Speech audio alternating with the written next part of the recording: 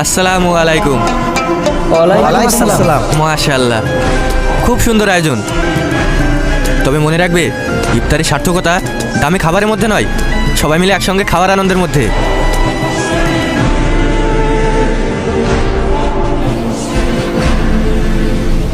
কাল তো সেলিমের বাড়ি খুব দাওয়াত খেলি, কি দিল?